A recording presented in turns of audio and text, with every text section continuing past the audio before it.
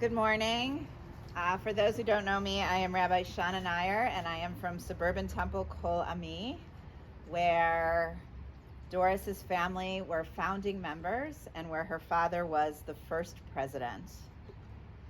And it is my honor to be here with all of you as we say goodbye. We gather together with her family. As we say goodbye, we comfort them as they mourn, and we celebrate her life. We remember Doris and join together and give comfort and strength to her family.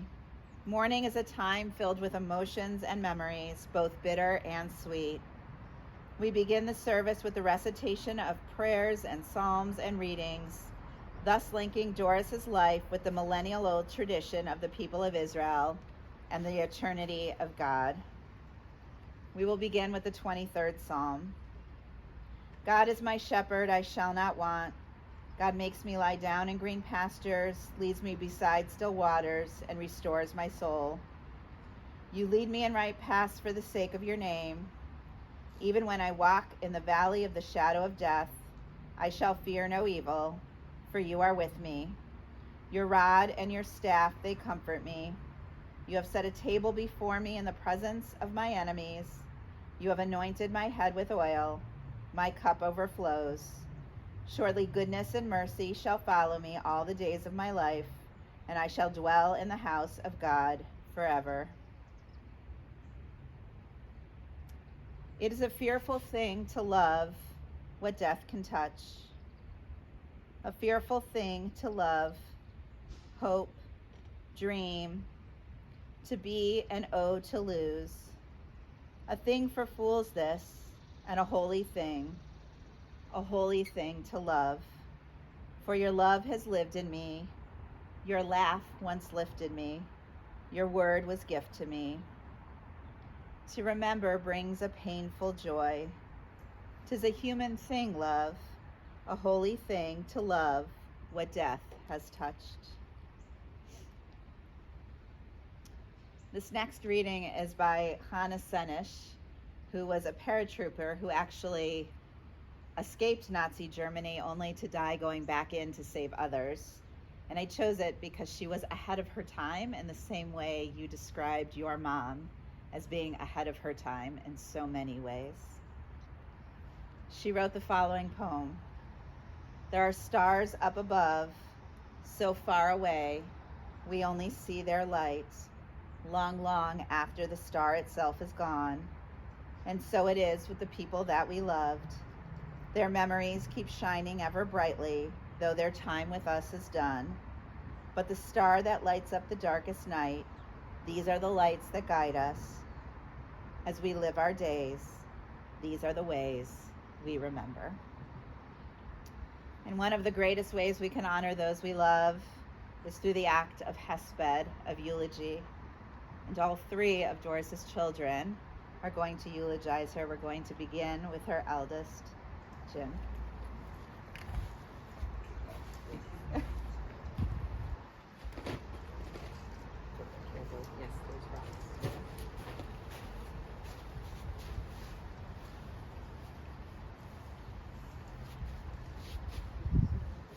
Being a nerd, I made my notes on the phone, and this is Mother's way of getting even with me. It's too bright to see them. Anyways, I didn't really want to be here. I didn't really want to do this. I never wanted my parents to die. I wanted them to be here forever. Selfish of me. I remember a teacher at Sunday school at Suburban Temple. He said that there was no real place like heaven, that it was the way we remember people. That was heaven. If that is true, then Mother, Dad, you are truly in heaven, I promise you. I have great memories. In my mind, I will remember. I remember driving down Chagrin Hill with hands free and going wee. Mother was kind enough to hit the brakes at the bottom of the hill. I remember coming home to the smell where other children smelled maybe apple pie or something in the oven, What reminds me of home, the smell of turpentine, the smell of canvases baking in the oven. That's how you got the very white. I'm sorry if I keep closing my eyes, the sun's right in them. That was how you got the canvases to be white. You put them in the oven. Jackie did an eloquent job of the obits, so there is not much I can add to that. But I remember Mother's wonderful sense of style, her sense of life, belief that you should stand still like a hummingbird. You should always be in motion. You should always be doing something. Most of all, I remember her sense of humor. She once told me she wanted to be buried with her head above ground so she could count the house. Well, Mother, the house is well counted, but in truth, in the end, Mother, yours was what counted.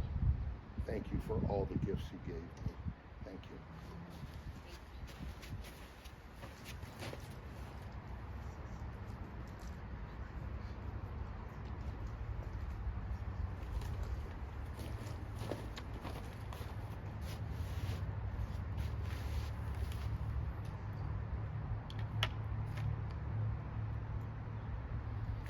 I want to thank everyone for being here.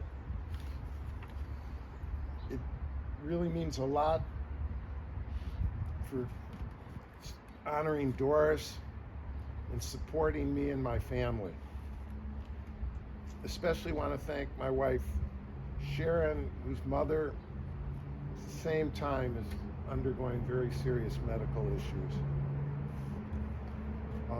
As my brother eloquently pointed out, Doris's life continues in your memories, and I think she's going to live a long time, figuratively speaking. I would like to share some stories and thoughts, kind of hopefully give you even a clearer picture of what a wonderful person my mother was. Abraham Lincoln once said, "In the end, it's not the years in your life, it's the life in your years." And truly, my mother hit it big on both counts. She was within 2 months of being 102. 1920 was a good year for Cleveland. Doris was born, and Cleveland won the World Series. Her parents were quite strict. I remember growing up, children didn't speak at the dinner table unless specifically addressed. And believe me, they didn't really want to hear too much from me. It was frowned upon for women to work, and you didn't move out of your house until you were married. And to make matters even more difficult for Doris, for some reason her parents never hung any of her artwork in her home. Her parents loved her, but were rigid and very strict in their ways. At 25, she married my father, and was by his side for over 65 years. Kind of a feat we don't see too much of today.